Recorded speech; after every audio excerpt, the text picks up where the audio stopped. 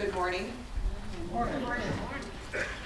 I want to thank Minesh, and I also want to thank everyone in the book, because that book has gotten all of us to be much closer to each other. We've all been encouraging each other, and we've also been able to utilize each other. A lot of people are actually clients of each other. A special thank you to Lisa, because I did talk to Lisa, as Minesh said. I talked to her, and I had struggled with what I was going to say. Everyone, especially in these economic times, we're dealing with a lot of stress about money, our finances, all sorts of things. You need to have someone in your ball game here with you. You want to be able to trust somebody. You want to know how to best utilize the CPA that you have. Don't just use your CPA to hand them a shoebox at the end of the year and have your tax system. There's someone that can help you year-round.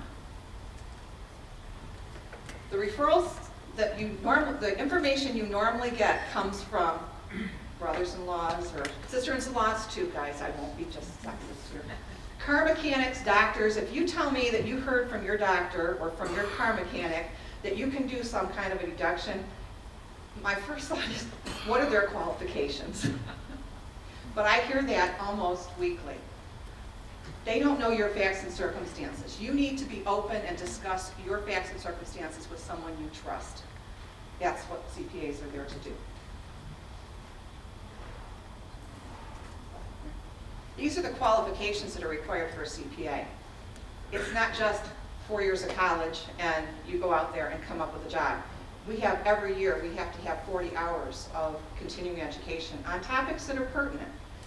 During busy season this year, we had the Economic Stimulus Act of 2009. I ended up having to take a half a day and listen to a seminar that gave us the critical updates, because I can't wait for my clients. My clients are already reading that stuff. We have to be up to date every day. My chapter goes into some of the things that happen that people have to deal with, and getting a letter from the IRS. How many people have gotten a letter from the IRS with a raise of hands? Didn't give you a warm fuzzy feeling when you got it. It wasn't like a birthday card, was it? You have that fear that comes just with the fact that it came from the IRS. A lot of people, the first thing they do when they get in the house is call their CPA. More people, and unfortunately I deal with some of those, have a tendency to let it sit and think it's going to go away. It doesn't. And most of the time the problem can be taken care of very quickly and easily if you let your CPA deal with it. The other area I talk about in my chapter is sticker shock. I get a lot of clients, and I'm going to say I am not perfect, and I have situations where clients pay taxes that they didn't know about until the end, primarily because they didn't give me the information any earlier. But clients find out at the end, April 15th, that they owe $10,000 worth of taxes. They aren't happy. They need to know.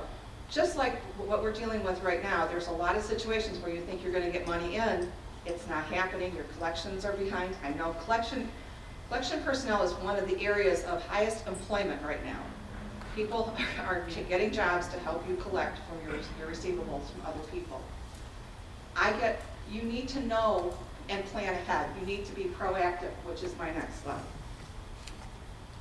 You need to be looking ahead, understanding where you're at, where you want to be. That's a theme that we've had through a lot of the speakers we've had today. We need to plan ahead. We need to be on the cutting edge. You need to understand your financial statements. Is that just something that you put the information in and you hand over to your CPA, or is it something that you truly understand and are improving upon?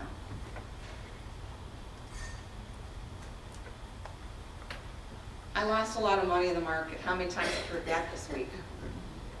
Sorry, Ted. A lot of people look at that and they're saying to me, I lost a lot of money, I should have plenty of deductions. If you didn't sell it, you can't take the deduction. It's unrealized losses. If you did sell it and you have losses, you're limited. Again, look at your situation. If you had gains, you'd have gains to offset some of those losses, but you're still limited to no more than $3,000 excess loss.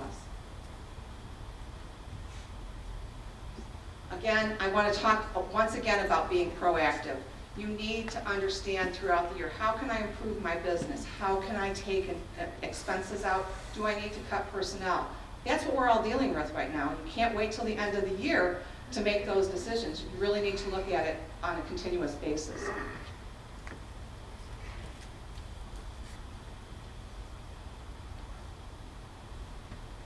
I'm going to talk, I'm skipping a couple slides because my time is running out. It's been my experience that planning ahead has, and anticipating has greater rewards. I get clients that come to me after they've done something, and they have a bad tax situation. They might have been off 2 days. They could have had a tax benefit to them. For example, the example we just skipped, the new first-time home buyer's credit. If you don't hold the piece of property for 36 months, say you sold it at 35 months, you had sold it in 37 months, you would have been without having a tax consequence, whereas in 35 months, you do have tax consequence. You know, this, don't get yourself into a situation where you didn't talk to your CPA, and as a result of that, you've now got some more taxes to pay, and it would have saved you a lot of money just by talking to them. Don't be afraid of that tax bill, because it really isn't, it's going to cost you more if you don't talk to them. The offer that I have today is, again, Marisa and I did that CD on the estate planning. Additionally, I offer everyone here in the room 30 minutes consultation free. If you've done your tax return, you want me to look it over, if you've got some tax issues you'd like to discuss, I'm more than willing to spend some time doing that. Thank you very much.